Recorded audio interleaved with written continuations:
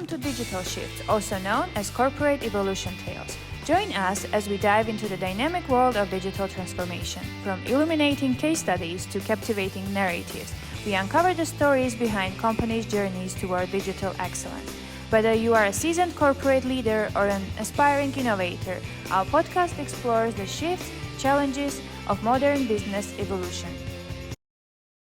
Hello everyone, this is another episode of Digital Shift, aka Corporate Evolution Tales, and today with us is Sam. Thank you, Sam, so much for being my guest today and accepting the invitation. How are you? I'm good. Thanks for having me. I really appreciate it. Awesome. Okay, would you like to present yourself, what you're doing, in which field you are in right now, and we'll go from there. Yeah, so my name is Sam. I work at a firm called Parveda Solutions. And for the past 15 years, I've been focused on imagining, designing, and implementing really exceptional digital products on behalf of a wide range of clients. So Fortune 500s, nonprofits, and then previously the federal government. Wow. These days, I'm really focused on leading our kind of best leaders to create amazing digital products and helping clients kind of solve the future using evolving technologies. Well, I think this will be very, very interesting discussion actually. And okay, let's start from a question that I'm always giving. What do you think about digital transformation? Is it for you? Yeah, digital transformation for me is a state of being, right? It's a mindset. Right. Oftentimes people talk about it as if it has a definitive start and a definitive end. But the reality is, just like most parts of our businesses, right? Whether that's sales, marketing, the code in your software, it doesn't stop, right? We have to iterate and continue to evolve it day in and day out. And so the idea here is constantly improving. And so for me, digital transformation often means that we're taking a big leap forward, right? We're going to really spend dedicated time to make a big shift, but that shift will continue to change and adapt and keep moving forward. And so thinking about it as a mindset means it's more likely to stick and get the value we want rather than we spend a lot of money, a lot of effort, and then unfortunately we don't get what we hope to get out of it. So that's what I think about it. Yes, really, really good point. And so you mentioned shift, and as this podcast is about digital shift specifically, and you know the tools that are helping, right, with like digitalizing, or they are itself digital. So what kind of processes you are coming through when you start with researching on the product or doing the work on it?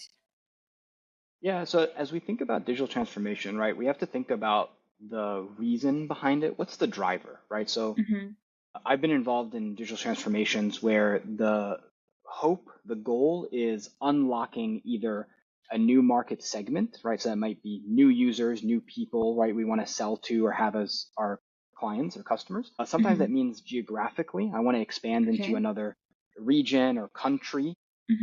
And so understanding the differences and the nuances, or I want to, sell a new product. I want to improve what I offer, right? Or I want to offer a new product that could be an offering, a digital product, a part of the market that maybe I wasn't serving before. And then on the totally flip side of that is, and you hear this often, the efficiency play, right? I want to save money. I want to reduce speed, right? So I want to reduce time. So I want to get faster to market or faster to code or faster to whatever. So is it an upside, right? Where I want to get more customers, money, et cetera? Or is it a efficiency? I want to get faster, cheaper, et cetera. So those are the two ways I see it happening for my clients. Yeah. And well, when we are speaking about the cost of digital transformation and specifically with the products, are the customers usually afraid of digital shift or having a digital product, in your opinion? I don't think they're afraid of doing it. I think they are always nervous that they're going to get the benefit that they see on paper, right? And so I'll give you an example, right? I had a client who on paper said, we're going to spend roughly $3 million to build software from the ground up to do all of these processes. Right. And on paper, that benefit, right, is easily $10 million. And so when you do that math, you say, that's an easy decision. Spend $3 million to save or receive $10 million. Easy decision. The fear is that I'm actually spending $3 million to only get $4 million of benefit, right? Right. Or I spend $3 million and it fails. So I spend Yes. $3 million to get $0 or $1 million Mm-hmm. of benefit.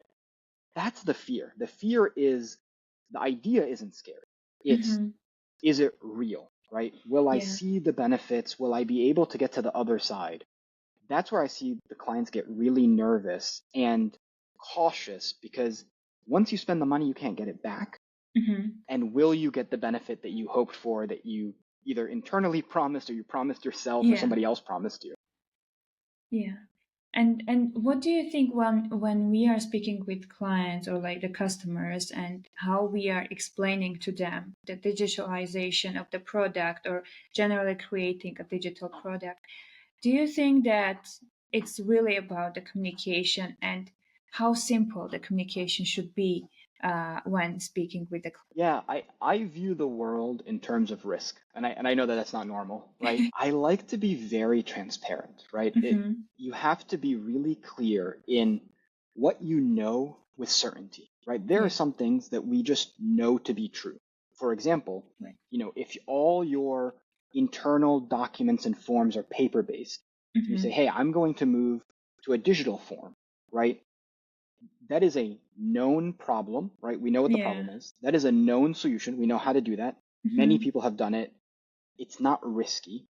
And there's a known value, right? The Yeah. value of compliance. I'm going to store these documents in a Hmm. compliant way for as long as I need. There's the Right. efficiency. It's faster to fill out, the better Hmm. data, and I can use the data for other things. Easy. Hmm.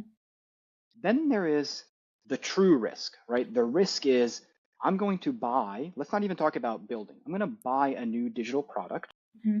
and I'm going to change the way all my employees work. Well, Okay. we know that the product works. It's in the marketplace. You know the Right. cost of it. The risk is your employees won't use it, or Hmm. they won't use it the way you want them to use it, or they'll Exactly. use the old thing and the new thing. So you've actually Yeah. gotten less Double. efficient, Yeah. not more efficient. These are the risks. And so to say, hey, the technology's known, right? Or this part of the technology or Hmm. this part of the transformation, we've done it 100 times. We feel confident. Yeah.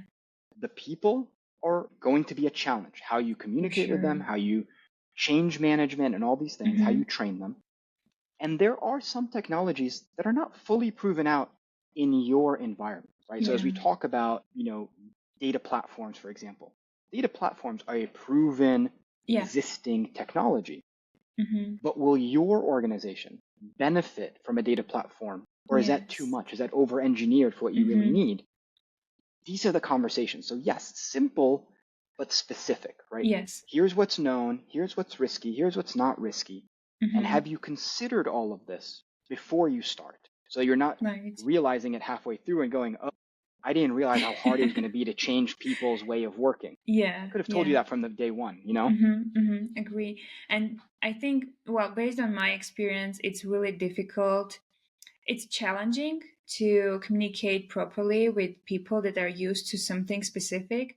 And as you mentioned, like when they're used to some product or like some process and bringing something new to them and saying, just use that, or I paid for it, you need to use that.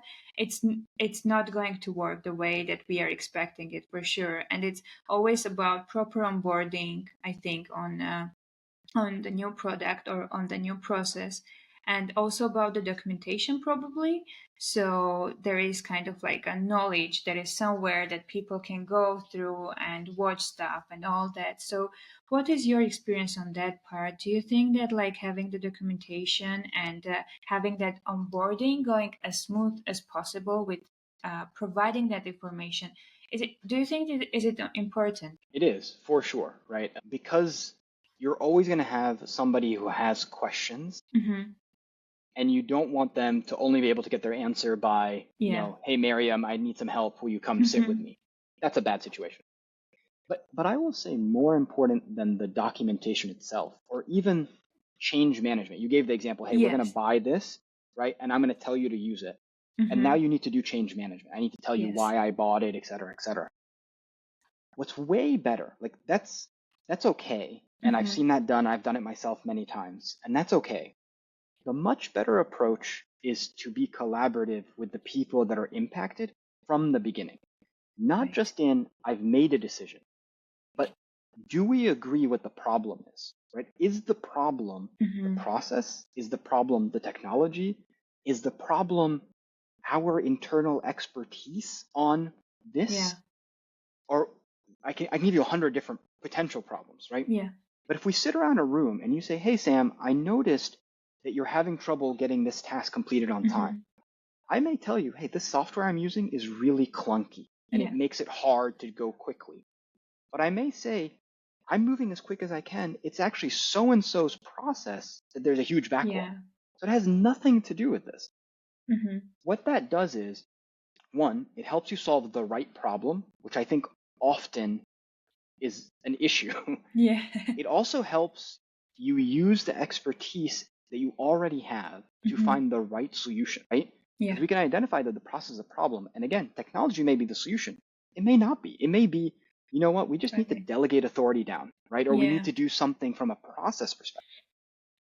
And finally, if you've picked the right problem and you've picked the right solution, then you almost change management is easy at that point because I, the person who's being impacted, helped to tell you the problem, helped to pick the solution, even if I didn't get everything I wanted, but I was along for the journey. And now I'm excited for the change, right? Yes. Because it's the problem that I care about and the solution I at least had a say in.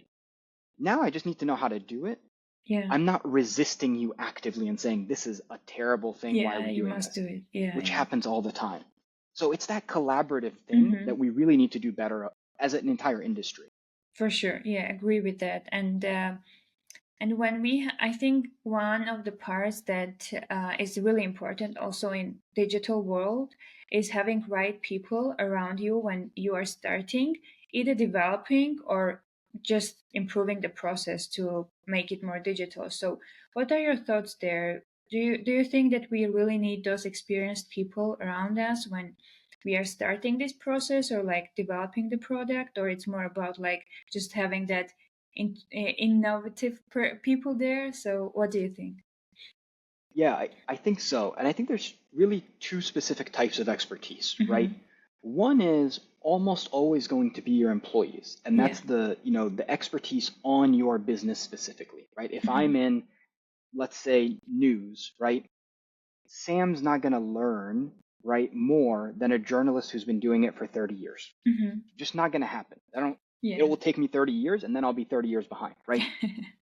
So you need the experts within your organization on your business, the people that have done it a long time, the people that are innovators within your organization, the people that are complaining and telling you what the problems are and how to make it better. Yes. That's one kind of expertise. You have to have that. The other kind of expertise is what you and I are here talking about, which is the digital transformation, right? If you're going to implement a data platform, if you're going to do a modernization, a digitization, right? You're going to incorporate AI into your processes. There are people like myself, right, who have done that dozens of times in different places and have learned the hard way what works, what doesn't work from a technology, from a strategy, from an implementation, from a knowledge transfer and change management. Yeah. That's a different kind of expertise. And the two are really needed, right? You need experts on the business to tell you what the right problem is. And then you need them to collaborate with the experts to find the right solution. And then you need them both to implement that right solution together. So you really need both kinds of expertise. Yeah, agree, definitely. So good point. And well, you mentioned about AI. I think that this is the time right in the middle of our episode to speak about AI, because I think it's the topic that everyone now discuss, and it's really interesting for I think about for majority of people to know, like, well, what are your thoughts on AI and how it's helping or disturbing the digital transformation or the digital products? Yeah, and I'll tell you something funny before I answer the question. Okay. Right? I heard a few months ago maybe a great quote. I can't remember exactly who said it. It was on a podcast, but they said, we call everything that isn't really solved yet AI. Yeah. And Okay. once we actually solve it, once it's real, then we give it a name. Yeah. And so, for example, right, we used to call modeling and machine learning and big data AI. AI, yes. And then we got really good about it. And then it was just big data. It was algorithms. It was machine learning algorithms, right? The Internet of Things, right? We're going to have a smart home, connected devices. Yeah. We called that AI. You're going to have a Right. smart home, whatever that Yeah. means. And then we said, no, these are connected devices. This is the Internet of Things. This is what a hub is, et cetera, right? Yeah. And now we have generative AI. So we Mm-hmm. gave it a name because we know what a large language model is. We know Yeah. what text-based and visual-based responses look like. And so now it has a specific name, generative AI, LLMs, Yes. et cetera. Yes. But everything in the future, the robots, the self-driving Mm-hmm. cars, when they truly work autonomously, we still call that AI because it's not fully Mm-hmm. solved yet. So there are a lot of really powerful, useful things Mm-hmm. that fit under the category of AI, right? Generative AI is great. And I bring it to my clients where heavy text is slowing down your business, right? Yes. Whether that is what you're offering. Mm-hmm. So I've had clients that are heavy into the content space. And so whether that's summarizing data, right, getting a better search of Mm-hmm. really heavy text heavy data, or a more contextualized and personalized response. Hey, my Yeah. client looks like this, they're searching for this parameter. Can you tailor this research that we've done to Sam specifically? Mm-hmm. Very powerful. We've been doing ML, right, and algorithmic AI for 10 plus years. It's in Mm-hmm. most of the tools you and I use, and it's a great, powerful tool that if we're thinking about a digital transformation, we want to think about the data Right. modeling, the data Yeah. platform, and how to really create data products Mm-hmm. and really work backwards from those data products, right? So as we talk again about the expertise in-house, if I find out, hey, not just what will look prettier, Yeah. but hey, Mariam, what decisions can you not make today Mm-hmm. that given new information, you could make either better decisions, quicker decisions, Yeah. etc. Yeah. You say, Sam, in my job, I want to know before my machine breaks. Oh, you want a Yeah. predictive algorithm? I understand. Yeah. How do we work backwards to get you that data? Mm-hmm. And so, under that broad umbrella of AI, there are so many powerful, useful technologies. They're not the end all be all, right? It's not going to Mm-hmm. solve every problem, but it's a piece of the larger puzzle for Yeah. sure. Yeah. Well, in the world of project management, from where I'm coming, I think the risk management is one of the things that now is really, really in advanced level with having AI based functionalities in different products that we were using before. And it's amazing how it works. And as you mentioned, like when you are giving specific right question on what you want to improve or what kind of data, for example, you need, that's the way how you are properly using the tools that can actually help you rather than harm you. And because a lot of people, when I'm discussing this topic, they're like, yeah, it's like not helping because you stop thinking, it's just like you're copying stuff and all that. I'm like, no, no, no, no, it's not about that. It's about the data, the big amount of data that is just converting to something specific that you can actually use if you are giving, for example, a right prompt to it, or like if you are using the functionality the way that is supposed to be used, right? So yes, definitely agree there for sure. And generally, what kind of challenges you had so far when developing these kind of products that have AI in it, or they don't have maybe, but what challenges there are for you when we are speaking about digital transformation and digital product? Yeah, a couple of challenges, right? The ones that I think always come up, small, medium, or Mm-hmm. big, they will always come up, right? Are the basics, right? It's more expensive than you thought. Yeah. It takes more time than you think, or it's more complex, right? There's a piece of the Yeah. solution, whether that's the technology itself or the Mm-hmm. business integration or the processes or the strategy or numerous pieces of the transformation at large. And you just didn't fully think through that level of detail, Yes. which again is where you've seen and done it numerous times, Mm-hmm. helps to cover, hey, I've seen it and this will be a problem, let's plan for it. Yeah. So those are the things I've experienced. We've all experienced numerous times, right? And things get delayed, things get more expensive, things take time. Mm-hmm. But those are all known and I think very solvable Yeah. problems. Agree.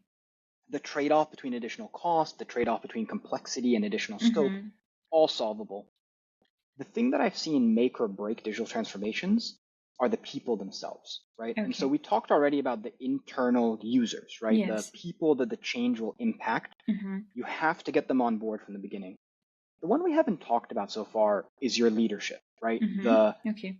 If you're a C-suite executive, that's your board. If you're the board, it may be your shareholders, right? But Yes. everybody has a boss. But as you think about your leadership, how do you communicate? Again, back to my view of the Yes. world, the risks and the realities, right? And not overpromise, and also keep them updated on the changes. So you say, hey, this is going to cost $3 million, we think, plus or minus, right? Yes. It's not for sure going to be $3 million. It might be a little more, might be less, might be more, might be less. And we think here are the 8 benefits we're going to get. And we Okay. think each benefit means $1 million of value. Okay, so now we've communicated. You get 6 months into the transformation. Say, hey, we're on track, right? The new updated number is 3.1 million. Pretty reasonable, Okay. right? We haven't gone crazy. Yeah. And we actually think there's a 9th benefit we didn't think about before, but we saw it as we started implementing, and we assigned it a new value. And then the 3rd benefit is maybe a little less than we thought for one or more reasons. Yeah. What this does is it builds trust in you, right? Whether that's you as a person or you as a team, in that you're being honest, you're being transparent, and it builds confidence in the outcome, because the outcome might not come for 18 months or 2 years or 3 years. You know there's going to be change. Yes. So where I've seen massive failure is where it becomes a closed box. I've gotten my money, I'm out executing, and then 2 years later I say, ta-da, here it is. And people forgot, what was it supposed to be? Yeah. What did they agree Yeah. to? Is this the real benefit? Oh, and by the way, it's more expensive than you said it was going to be. As opposed to, I'm regularly updating you. Here's what's changed. Here's my plan. Here's what's coming next. And you're building the confidence, because if either party, right, if your leadership or the users lose heart, they don't Yeah. believe in the change anymore, it doesn't Right. matter how great the change is. It's going to fail. That, I think, is the hardest, truly the hardest part of the transformation. Agree, definitely. And yeah, I was actually speaking about this during my lessons that I'm giving for project management. And I was like, you need to be as transparent as possible with people and making sure that the way that you are communicating is the agile way. That's how I'm calling it. So basically you have that continuous discussion and updates, so people are not like forgetting about stuff and they are not surprised when you have the result that maybe we discussed, but as human beings we can always forget about it or like misunderstand it, misinterpret it. So yeah, I mean that the way that it continuously should be communicated and generally continuously being followed up, I think that's very, very important, truly. Yeah, agree there. Yeah. And okay, when we are speaking about products, I think this is a good question to give to you specifically. So are there any emerging technologies or trends that you are particularly excited about when speaking about digital transformation? Yeah, there's a few products. So we talked about generative AI, I think is really interesting. And what I actually find really interesting is not the front end. You talked about prompts a little bit. Yes. The prompting, I don't think is where the future is, right? I Okay. think the end users being the expert on the prompts, I think we've realized that's not going to get there. You're not expecting a regular person to be the best prompt engineer. Yes. So what's really exciting is a lot of these tools being built into the back end of digital products you already use. For example, one client recently, they had a help section. This is a home security, Yeah. home automation company, and they have a help section. Hey, my thing keeps beeping. And so we're all familiar with the help section. We integrated AI and generative AI into their search bar for that help section. And so they get, in the same way Google's kind of implementing it now, a ready, tailored response that says, hey, here are the steps, rather than click a link, read the 9-page article, no, this wasn't helpful, right? So that's an Yes. easy way where I'm not a prompt expert, and we're using an interaction that the user's already very comfortable with, but giving them a better output. So generative AI, LLMs, very cool stuff we're doing there. There's also this, AI agent and AI integration piece that's happening where forget the search and the prompt, but it's like the next layer of personalization, right? So you can imagine in the, consumer product space, as you build a customer profile, using those Gen AI, the LLMs, the agents to build potentially custom websites on the fly just for you, Mariam, right? So the next time you log into your favorite hotel chain, instead of it being the regular, Marriott.com, right? It's Mariam's. And so, here are the places you usually stay. Here are the searches, right? And it's already curated an experience that's different than my homepage and Sean's homepage. So there's a personalization piece I'm really excited about because we've seen that trend where the best brands are leaning deeper into personalization. And all these technologies are kind of enabling that. So those are some of the ones I'm really excited about. The cost of AI has gone way down, which I think is amazing. Because it means it'll get incorporated more rapidly into more things. So those are the things that I'm really excited about these days. Well, one more for the product geeks specifically. It's very nascent right now, so it still has a couple of years. But there's a democratization of visual design that's happening. So, think 5 or 10 years ago, you needed specialized software and specialized skill set, almost like web design expertise, to create a mock-up, a visual design. In the past 5 years, we've gotten tools like InVision and Balsamic and now Figma that have made it, essentially what you see is what you get design, right? I put a text box, so, it looks great. Cool. What's happening now is, AI prompting is getting added to those kinds of processes. So where you can design based on prompts. Say, I want a homepage with these 4 things, and it spits out a design for you. It's not quite there. The next step, by the way, is to take that design and then the AI translate that into code for you. Again, we're not there, but this idea of going from idea to code faster and with lower levels of developer expertise. Again, it's not going to be enterprise ready. But can I test it? Can I get it in front of a user to get a reaction so I can commit my really specialized developer expertise to it? It's an exciting time, but we're probably 2 years away from that.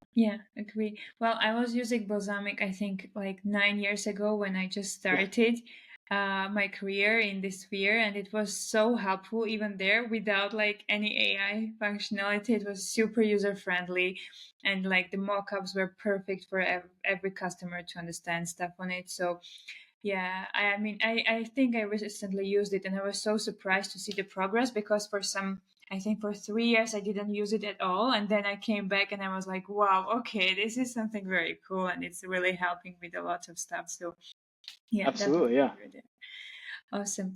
Okay, well, I think this will be my last question to you, and it's about the advice that you would like to offer to companies or like to other people that are looking for digital transformation and want to understand what it is, all about the products that you will suggest. So this is your moment.